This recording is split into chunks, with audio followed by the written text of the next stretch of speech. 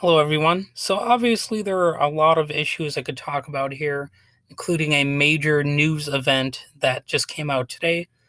But my last episode was actually 28 minutes long, and I did actually talk about this particularly important news event. So, I'm going to actually delve into something a little bit different here today, and it's sort of like the general topic of social problems. So obviously some of those are going to be physical, like violent crime. However, most social problems are not merely the results of something one person did, but rather of things people do not do. Sociologist C. Wright Mills noted way back in 1959 that, quote, the very structure of opportunities has collapsed. Both the correct statement of the problem and the range of possible solutions require us to consider the economic and political institutions of the society, and not merely the personal situation and character of a scatter of individuals. End quote. So, for instance, a child in an impoverished household is perhaps more likely to be abused than a child in an affluent home. However, this does not mean we ignore abuse in either type of environment. The main point is that a lot of stuff needs to be taken on a case by case basis.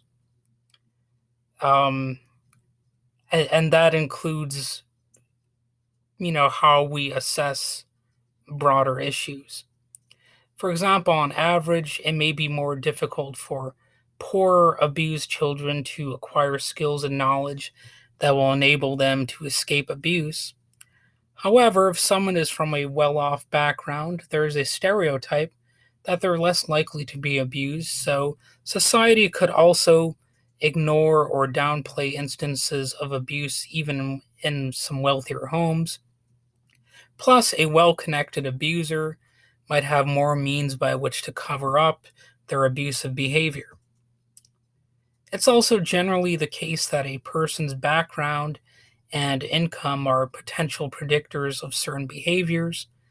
Maybe it's not always the case that these are crucial predictors, but may fit in broadly from a statistical perspective.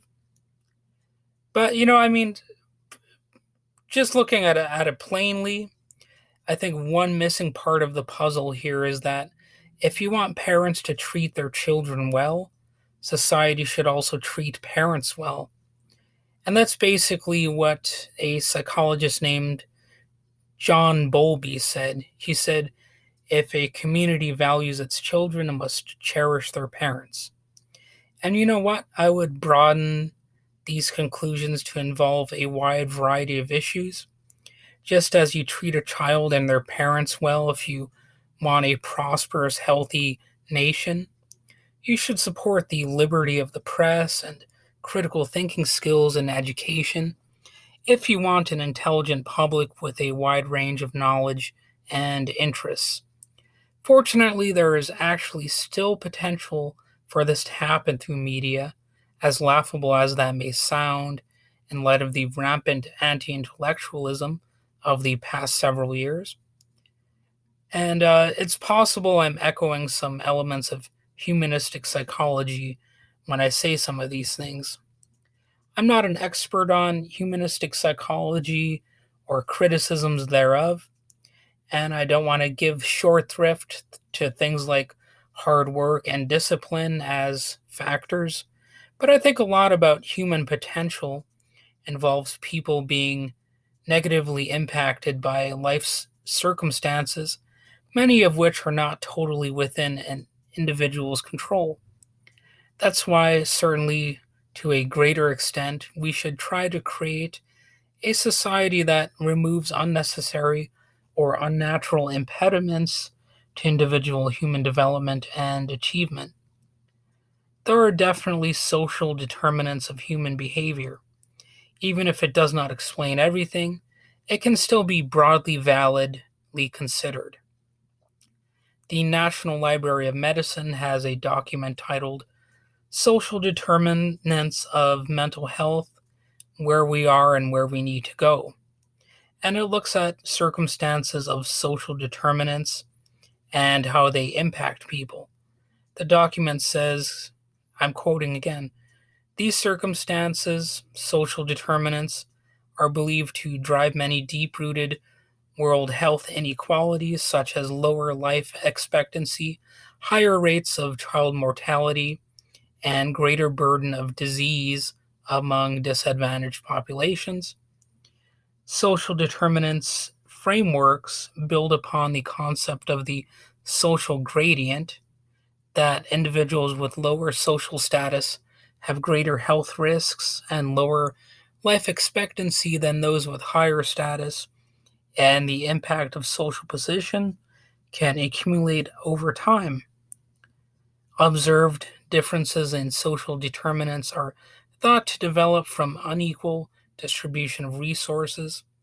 Thus, they can be reduced through targeted social and economic policies and programs. So that's ending the quote right there. So that's a lot of words, but you know, it's food for thought. But basically, it's just saying, we should help people out, rather than hurt them with society's institutions. It's sort of just like a fancy way of saying that, right? And some people would accuse that of being bleeding heart liberalism or whatever the hell, but personally, I would rather bet on using our resources and whatever social institutions we have, be they government or I guess you could even use the word private if you want, but we should use those to help people rather than screw them over. It's kind of a novel concept. Increasingly, organizations and individuals are recognizing that it's largely society that affects the behavior of its members. But of course, you have a lot of these people who believe pretty much the opposite somehow, that the individual is like the sole determinant of how their life is going. I mean, to me, that's always been nonsense, because if that was true, then why would we even have these institutions in the first place? Like, why would we even have parents or guardians? Like, if we could just figure life all out on our own or whatever, it doesn't really make sense. Like, why have schools? If you're religious, why have churches? Why have anything if if we're all so well equipped to figure life out on our own? It doesn't really add up logically. It defies common sense and common experience. Um, you can see how people end up languishing if they don't have any sort of assistance or anything like that. So basically, to me, it's akin to a lie to exaggerate, the spirit of the individual. Because, well, even if we're talking about rich people and stuff like that, well, how do they get rich? Uh, Typically through other people. You know what I mean? So even if you're looking at a proverbial rags to riches story, you're still looking at a social phenomenon. And really, it's not just the individual's story. Even if it's a success story that appears to involve, individual ambition. So, no doubt, individual actions have important consequences, but I think people really get carried away and make it into something really stupid when they're mythologizing the individual and the greatness that they can achieve, because it's actually pretty rare, that a success story just is truly about one person surviving, unless you're talking about a literal survival scenario where like a person was stranded in the woods or something and they lived by eating twigs and berries or whatever, you know, eating bugs. That's quite a different thing altogether. So, in other words, I think the debate does not require a false dichotomy between the individual and group dynamics. Both come into play. It just so happens that social groups and the greater environment are larger than the individual. And that's obvious. Like if you had an entire town of people going after you, like try and hurt you or whatever, that would definitely mess up your life, right? Well, in a nutshell, that's kind of what this whole discussion would involve, like looking at the way that different social forces end up negatively impacting us. In fact, in scenarios where an individual appears to have large scale control over groups of people and the world, you have more of an unhealthy authoritarian situation where there obviously need to be limits to the power of that individual. If you don't have those limits, I think some strange and terrible things are likely to result. And obviously, I could delve into a lot of specifics there, but basically, I'm not going to do that today. I'm just going to leave it right here. And I think a lot of what I said here made some sense.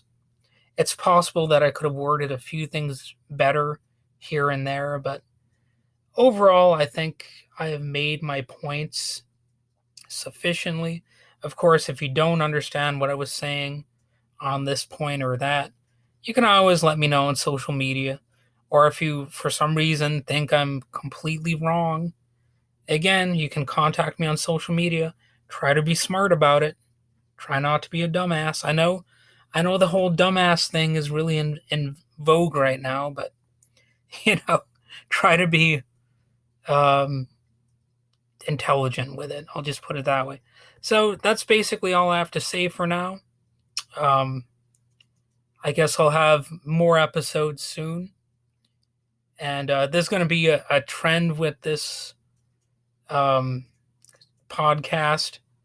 I'm going to be creating more episodes faster than I have in the past, probably. And obviously, there's still going to be some weeks where maybe I won't do more than two, but who knows? I might have somewhere I get 3 or 4 done. So, but anyway, that's about it. Have a good day.